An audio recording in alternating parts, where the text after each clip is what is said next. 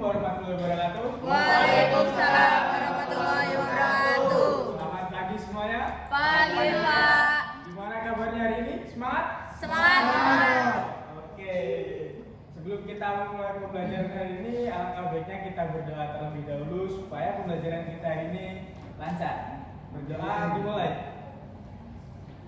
Oke, selesai. Mungkin hari ini saya akan ngecek kehadiran kalian dulu ya. Siap. Siapa yang nggak berangkat hari ini? Hadir semua. Oke, hadir semua ya.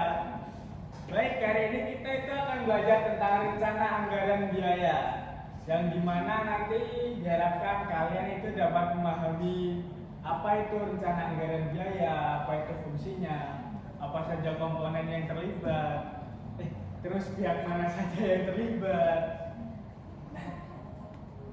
Oke, mungkin kalian sudah familiar dengan bangunan di sini. Belum. Menurut kalian, apa yang terjadi jika bangunan-bangunan ini tidak direncanakan? Pemborosan, Pak. Oke, benar. Ada lagi?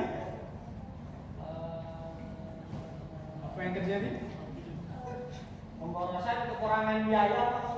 Oke, Ngaret. benar. Jadi, jika tidak adanya perencanaan, pasti bangunan itu akan terjadi pemborosan seperti yang kalian bilang tadi. Terus hal buruknya adalah proyek itu mungkin mangkrak, teman-teman. Jadi apa sih itu RAB?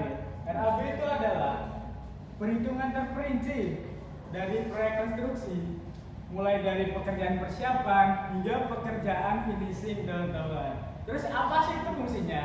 Fungsinya itu adalah sebagai alat perencana, pedoman pelaksanaan, dan bahan evaluasi pekerjaan kita supaya nanti proyek kita itu dapat berjalan dengan efektif dan efisien, teman-teman. Kemudian apa saja sih komponen yang ada dalam RAB? Ada yang tahu nggak? Ada yang tahu komponennya apa saja? Pekerjaan. Oke, benar. Ada lagi? Volume. Oke, Kesatuan. Oke, sebenarnya kalian udah tahu ya. Sudah, Pak. Oke, jadi komponen RAB itu yang pertama ada uraian pekerjaan, teman-teman. Uraian di sini itu yang dimasukkan adalah spesifikasi pekerjaan yang akan kita lakukan nantinya. Terus yang kedua ada volume pekerjaan, yang ketiga ada upah pekerja, yang keempat ada harga satuan, kelima ada material dan bahan, dan yang terakhir itu ada rekapitulasi biayanya.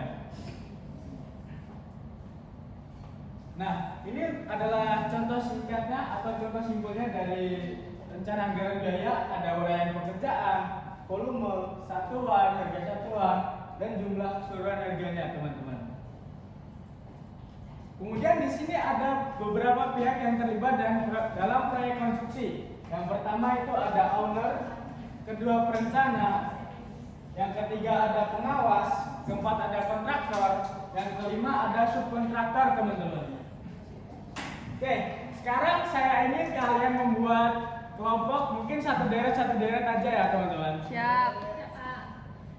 Kalian diskusikan dan tuliskan dalam lembar ini tentang apa saja hak, syarat, dan kewajiban dari pihak-pihak yang sudah saya sebutkan tadi. Oke? Siap. Oke, saya bagikan. Ini untuk kelompok 1. Ini untuk kelompok 2. Ini untuk kelompok 3. Oke. Jika memang kalian ada kesulitan, mungkin bisa tanya. Terus kalian itu bisa mencari hasil diskusi kalian dari modul, dari internet juga gak apa-apa, silahkan. Gimana teman-teman, ada kesulitan? Belum ada. Belum ada ya? Oke, setelah Bapak amati sepertinya kalian sudah selesai mendiskusikannya. Mungkin saya akan memanggil salah satu perwakilan dari kelompok kalian untuk mempresentasikan hasil presentasi kalian. Oke, siapa yang mau maju? Saya, Pak. Oke, kelompok 2 ya. Baik, silakan kelompok 2.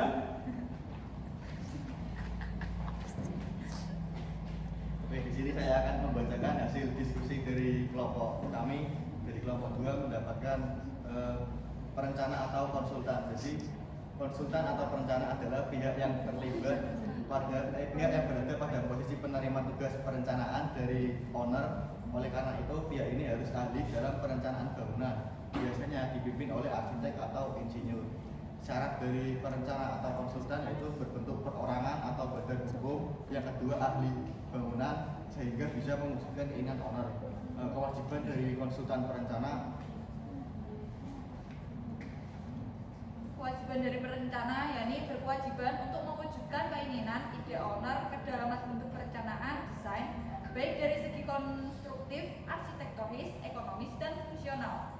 Yang kedua yakni perencanaan berkewajiban mengumpulkan data dan syarat-syarat yang ada kaitannya dengan tugas tersebut. Yang terakhir yakni perencana berkewajiban mendampingi owner dalam seleksi pembolongan dan pengawas. Hak perencana yakni perencanaan berhak mendapatkan honorium sesuai dengan ketentuan dan perjanjiannya, Pak. Oke, baik. Seperti yang apa kelompok 2 tadi presentasikan, teman-teman. Perencana di sini itu adalah pihak yang ada di bawah owner secara langsung itu untuk mempunyai tugas untuk mewujudkan keinginan owner baik secara desain maupun perhitungannya. Terus tugas perencana itu tidak hanya mendesain, teman-teman. Perencana juga menemani owner untuk menyeleksi atau memilih pihak mana yang nantinya akan menjalani proyek kerjasama dengan owner, teman-teman. Oke, kasih tepuk tangan untuk kenapa sih saya itu memilih kalian untuk mengetahui apa saja hak, kewajiban, dan syarat dari pihak-pihak tersebut? Karena menurut saya kalian tuh lulus dari sini itu pasti nantinya akan sukses, teman-teman. Siapa tahu nanti ada yang jadi owner, ada yang jadi kontraktor, ada yang jadi perencana atau konsultan. Mungkin contohnya saja Mas Abdul, insya Allah nanti lulus dari sini sudah jadi kontraktor, teman-teman. Jadi ini adalah bukan pertama Mas Abdul. Jadi Mas Abdul nanti jika sudah menjadi kontraktor itu sudah mengetahui apa saja tugas-tugasnya. Gitu ya Mas Abdul ya? ya Pak. Oke, baik. Mungkin saya akan bertanya secara singkat sebagai bahan evaluasi apakah kalian memang sudah paham dengan materi ini atau tidak. Jadi Mas Ropa, coba sebutkan dengan bahasa kamu sendiri apa yang sudah saya jelaskan hari ini. Mungkin izin jawab ya Pak. Ya. Mungkin yang udah dijelasin sama ahli yang tadi di depan itu mengenai komponen-komponen AB, terus komponen AB. Mungkin yang saya tangkap ya, penjelasan dari RAB itu sendiri itu adalah RAB itu adalah suatu rancangan Pak, yang isinya ada volume, harga satuan, rekapitulasi biaya, yang dimana nantinya rekapan itu adalah acuan pengeluaran yang digunakan untuk membangun sebuah bangunan itu sendiri gitu Pak. Mungkin itu sih Pak. Oke, bener. Bagus Mas Ropa. Oke, saya kira mungkin jawaban dari Mas Ropa ini untuk mewakili kalian. Sepertinya kalian sudah paham dengan materi hari ini. Mungkin untuk pertemuan selanjutnya kita akan belajar tentang cara membaca gambar. Oke teman-teman? Siapa? Siap. Oke, untuk pertemuan kali ini sepertinya dicukupkan. Mungkin kita tutup dengan doa supaya pembelajaran hari ini dapat berjalan, dapat menjadi ilmu yang berkah untuk kita nantinya. Amin. Oke, berdoa dimulai. Oke, selesai.